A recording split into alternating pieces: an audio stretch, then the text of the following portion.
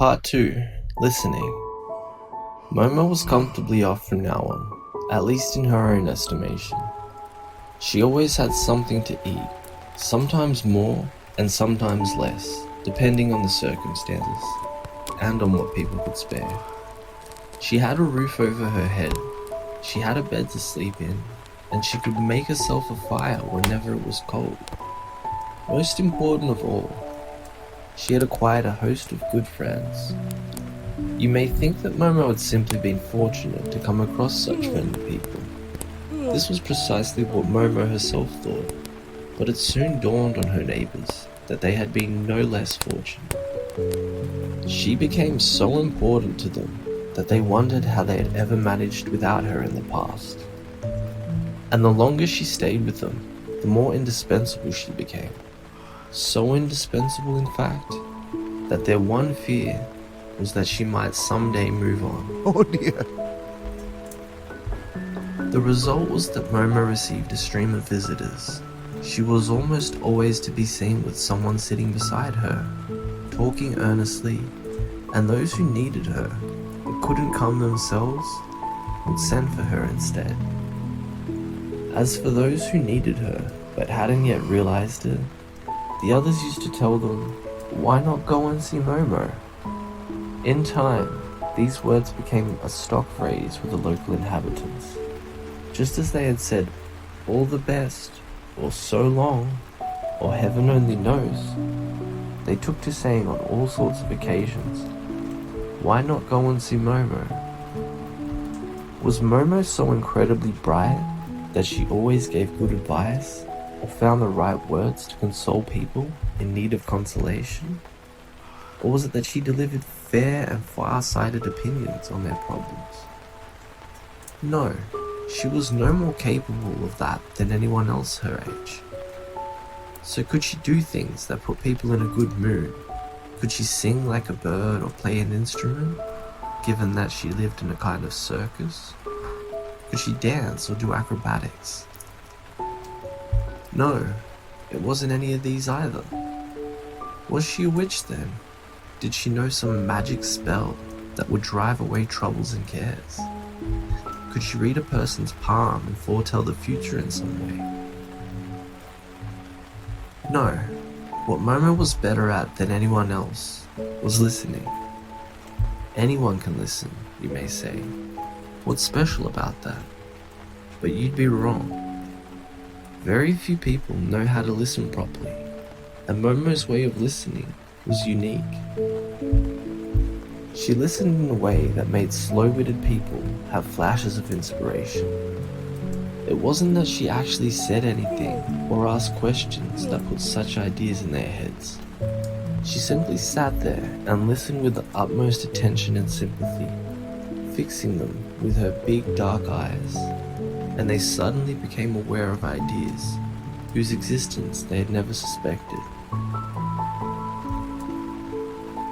Momo could listen in such a way that worried and indecisive people knew their own minds from one moment to the next, or shy people felt suddenly confident and at ease, or downhearted people felt happy and hopeful.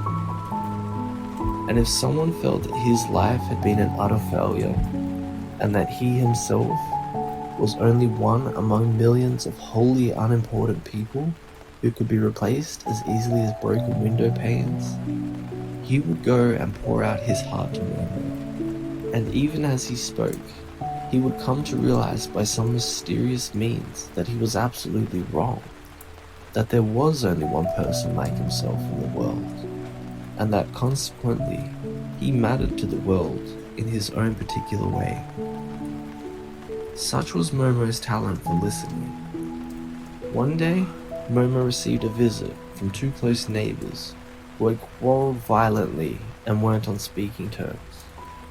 Their friends had urged them to go and see Momo, because it didn't do for neighbors to live at daggers drawn. After objecting at first, the two men had reluctantly agreed.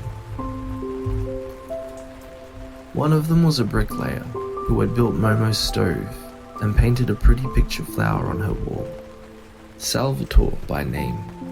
He was a strapping fellow with a black moustache that curled up at the ends.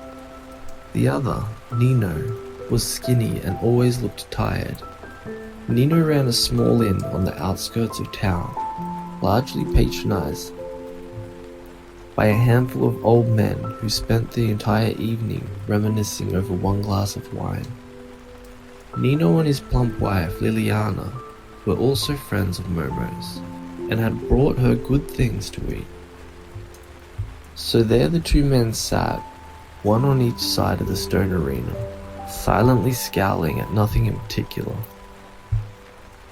When Momo saw how angry they were with each other, she couldn't decide which one of them to approach first. Rather than offend either of them, she sat down midway between them on the edge of the arena and looked at each in turn, waiting to see what would happen. Lots of things take time, and time was Momo's only form of wealth.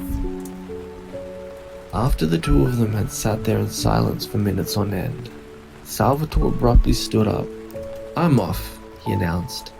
"I've shown my goodwill by coming here, but the man's as stubborn as a mule.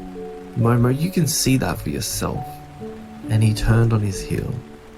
"Goodbye and good riddance," Nino called after him. "You needn't be bothered to come in the first place. I wouldn't make it up with a vicious brute like you." Salvatore swung around, puce with rage. "Who's the vicious brute?" he demanded menacingly, retracing his steps. "Say that again if you dare." "As often as you'd like, Nino," he said. "I suppose you think you're too big and tough for anyone to speak the truth to your face. Well, I will, to you and anyone else who cares to listen. That's right, come here and murder me with the way you tried the other day."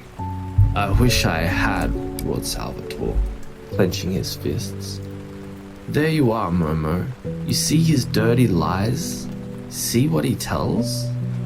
All I did was take him by the scruff of the neck and dunk him in a pool of slops behind the lousy inn of his. You couldn't even drown a rat in that." Readdressing himself to Nino, he shouted, "Yes, you're still alive and kicking. Worse luck." Insults flew thick and fast after that, and for a while, Momo was at a loss to know what it was all about and why the pair of them were so furious with each other. It transpired by degrees that Salvatore's only reason for assaulting Nino was that Nino had slapped his face in the presence of some customers. Though Nino counterclaimed that Salvatore had previously tried to smash all of his crockery. "That's another dirty lie," Salvatore said angrily. "I only threw a jug at the wall, and that was cracked already." "Maybe," Nino retorted, "but it was my jug. You had no right to do such a thing." Salvatore protested that he had every right, seeing that Nino had cast aspersions on his professional skill. He turned to Momo. "Know what he said about me? He said I couldn't build a wall straight because I was drunk 24 hours a day. My great-grandfather was the same. He said he'd help build the Leaning Tower of Pisa." "But Salvatore," said Nino, "I was only joking." "Some joke," growled Salvatore. "Very funny, I don't think." It then emerged that Nino had only been paying Salvatore back for another joke. He'd woken up one morning to find some words dabbed on the tavern door in bright red paint. They read, "This inn is out." Nino had found that just as unamusing. The two of them had spent some time wrangling over whose had been the better joke. Then after working themselves up into a lather again, they broke off.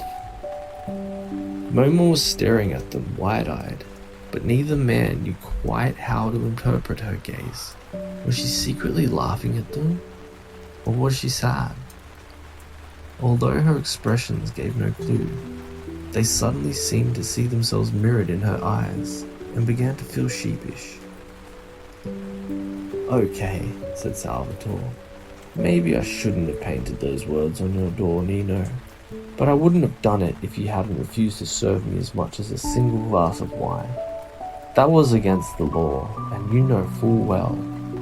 I have always paid up, and you'd no call to treat me that way." "Oh, hadn't I just?"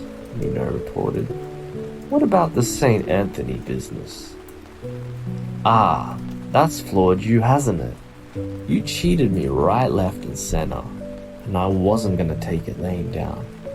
"I cheated you?" Salvatore protested, smiting his brow. "You've got it the wrong way around. It was you that tried to cheat me, but you didn't succeed." The fact was, Nino had hung a picture of St. Anthony on the wall in the bathroom, a clipping from an illustrated magazine which he had cut out and framed. Salvatore offered to buy the picture one day, ostensibly because he had found it so beautiful. By dint of skillful hanging, Nino had persuaded Salvatore to part with a radio in exchange, laughing up his sleeve to think that Salvatore was getting the worst of the bargain. After the deal had been struck, it turned out that nestling between the picture and its cardboard backing was a banknote of which Nino had known nothing. Discovering that he had been outsmarted, Nino angrily demanded the money back, because it hadn't been included in the bargain. Salvatore refused to hand it over, whereupon Nino refused to serve him anymore, and that was how it had all begun. Once they had retraced their vendetta back to its original cause, the men fell silent for a while. Then Nino said, "Be honest, Salvatore. Did you or didn't you know about the money before we made the deal?" "Of course I knew, or I wouldn't have gone through with it." "In other words, you diddled me." "What? You mean you really didn't know about the money?" "No, I swear I didn't." "There you are then. It was you that tried to diddle me, or you wouldn't have taken my radio in exchange for a worthless scrap of newsprint. How did you know about the money?" "I saw another customer tuck it into the back as a thank you to St. Anthony a couple nights before." Nino chewed his lip. "Was it a lot of money?" "Only what my radio was worth," said Salvatore. "I see," Nino said thoughtfully. "So that's what this is about. A clipping from a magazine." Salvatore scratched his head. "I guess so," he growled. "You're welcome to have it back, Nino." "Certainly not," Nino replied with dignity. "A deal's a deal. We shook hands on it after all." Quite suddenly, they both burst out laughing, clambering down the stone steps. They met in the middle of the grassy arena, exchanged bear hugs, and slapped each other on the back. Then they hugged Momo and thanked her profusely. When they left a few minutes later, Momo stood up, waving till they were out of sight. She was glad her two friends had made up. Another time, a little boy brought her his canary, because it wouldn't sing.